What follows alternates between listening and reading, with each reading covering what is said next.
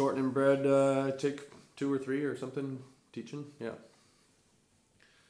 So one thing that I didn't talk about there, but is actually worth thinking a little bit about if you haven't before, is the sliding. Sliding is, it's a big part of some old-time styles, and especially, again, the African-American styles, and the sort of mixed thing that evolved after that. Not to say that you don't do it in Irish fiddling, but anyways, an important thing to think about is just you want to slide from below the note into the note. I think often people start sliding from the note and they end up sharp, which doesn't really help anybody. And as you're sliding also, you can start with not full pressure. That's another important thing to think about with your tone, is if you're pressing really clearly and coming down with a firm attack, you'll get a nice clean sound. And if you press a little mushier, you'll get a little bit of a mushy sound, which actually sometimes you want a mushy sound. If you're playing blues or something like this, it can be nice to get a little bit of mush in there. Whereas if you're playing a really classic square dance tune and you want it to be really cutting and clear, then you really don't want any mush. Mush is the technical term. It's it's Italian for mash, I think. But so what I'm doing is I'm starting, let's say, with the third finger. I'm starting from below the note, about a C sharp, I would say, and not fully pressing, and then it's like the momentum is going forward and down. So try that a few times.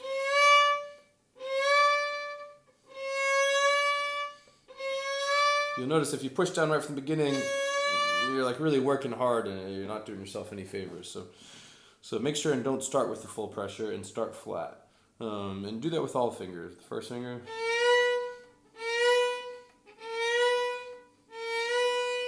Second finger.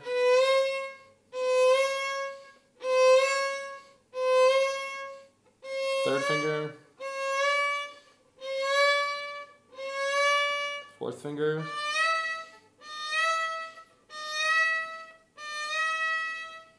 And especially with the second finger, you'll notice if you're going to slide to a low second finger, that C natural, then you got to really slide back and squish your knuckles in there so you get almost to a B or a B flat even. And you can do that, by squishing the finger and then pushing it out. You can also just kind of cock your whole wrist back or half your hand.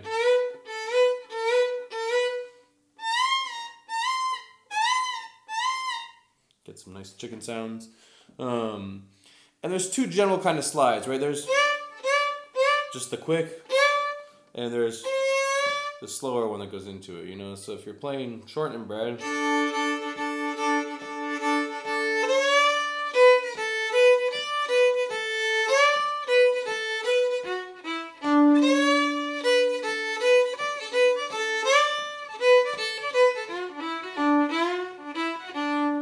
right? So that can be nice and fast. Those first ones can generally be like a fast slide.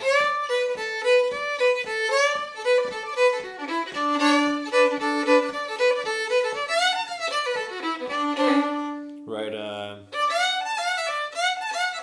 but sometimes you'll want to, or on the beginning of the tune, or, when it comes around, then you can really jump on that anticipation and you hear that C sharp before you slide. So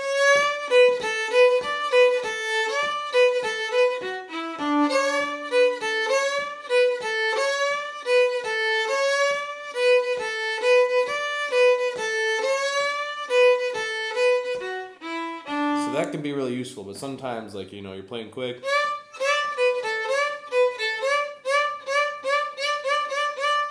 It's good to have that fast one there too.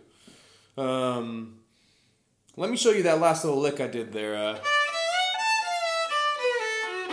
Alright, that's a nice one. We might as well break that down a little bit.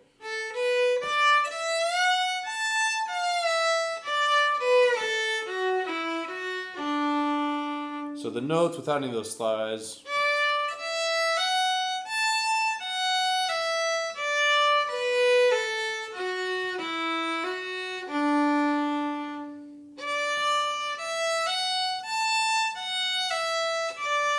Again, that first bit.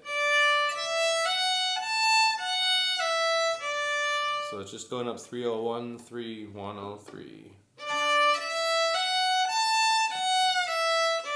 103.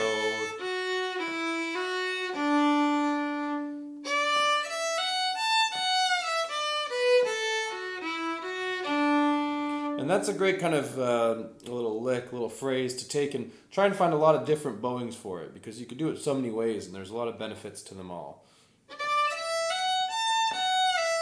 Right, that's a nice sort of standard bowing to put in it is da dee da dee da. Which when you get it fast sounds and swings really nice.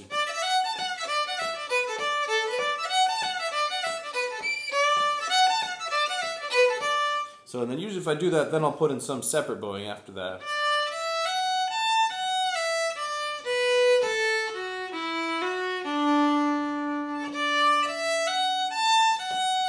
Separate, slur.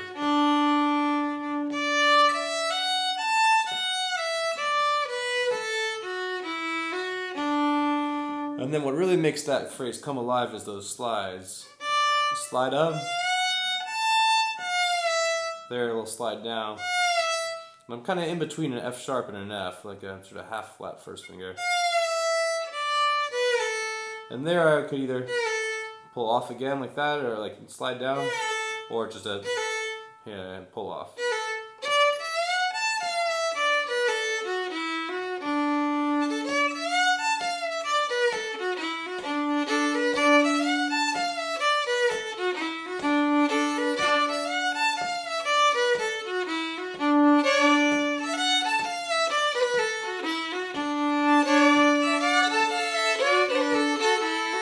Throwing some joining.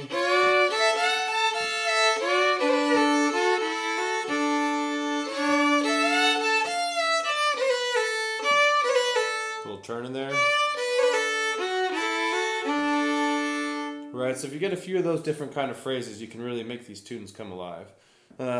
Let's show you one more thing with this tune, which would be a little bit more of like the notey version of it. Right, in my kind of understanding of these things, like you could achieve the same phrasing of the tune either with some of the right hand stuff and the shuffling and all of that, or you can do it in your left hand with extra fingers. So what I mean by that is, right, the way we were doing it before.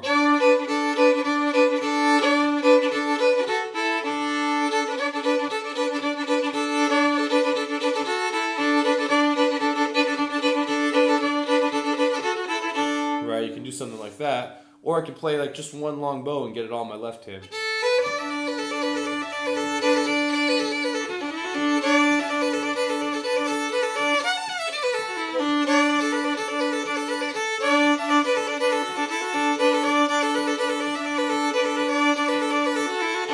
Right, and you can still dance to it just the same, and eventually then you put it all together and you get a lot of possibilities for creativity.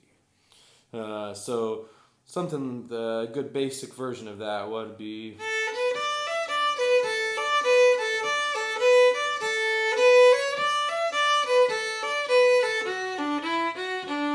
So slower.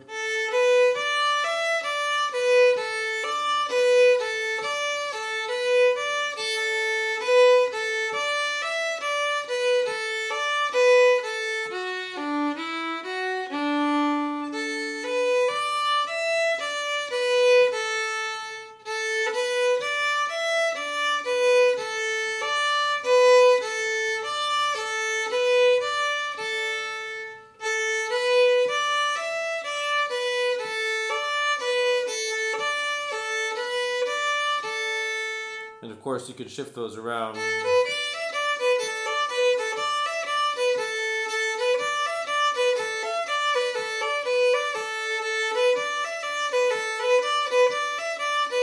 Etc., etc. Another one I love to do.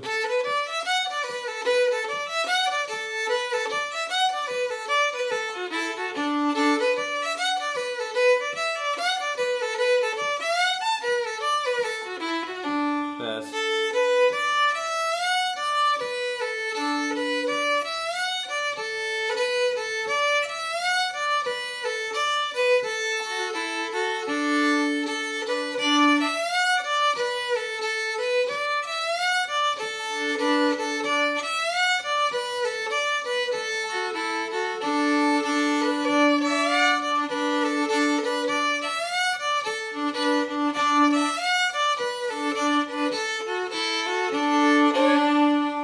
part.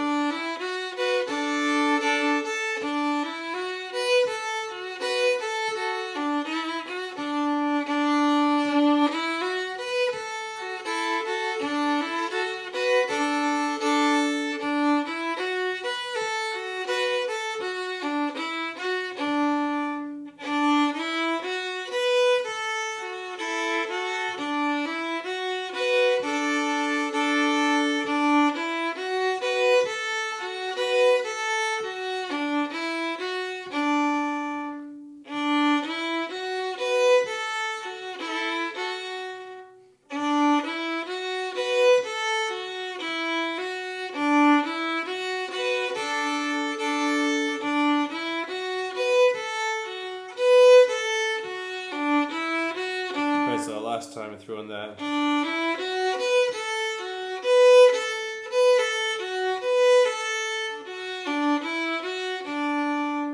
Then a little bit slower there.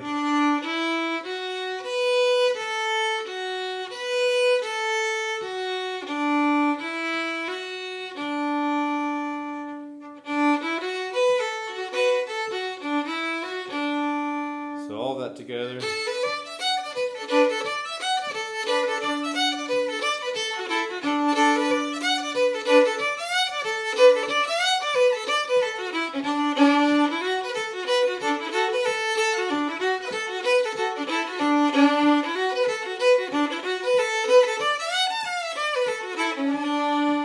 So I'll put together a bunch of these variations for you right now and give you a feeling what it's like to mix that all up.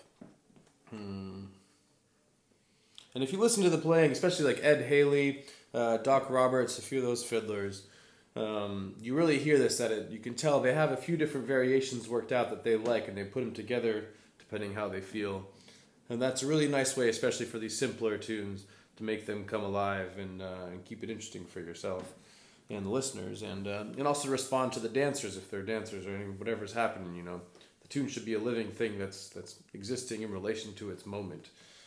So, you know, if it's nice and simple and chill, then you can do something really relaxed. And if everybody's getting excited, you throw in a few more tunes, you know, a few more notes, a few more licks, and yeah, keep it living. So here goes all of that together, Shortnin Bread.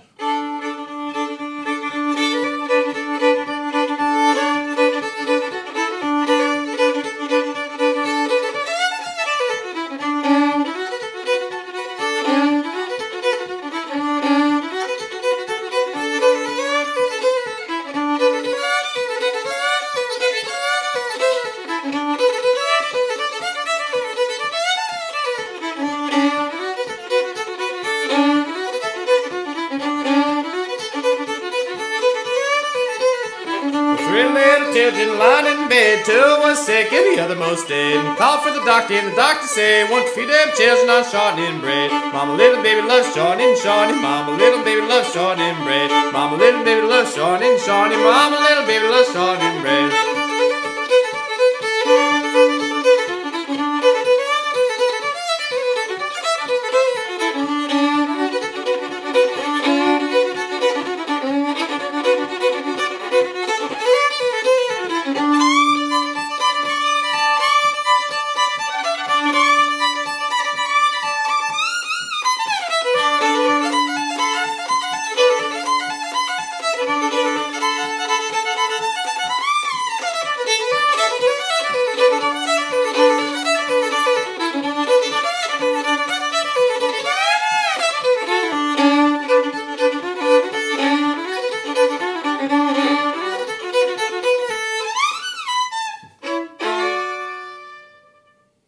See you next time, folks.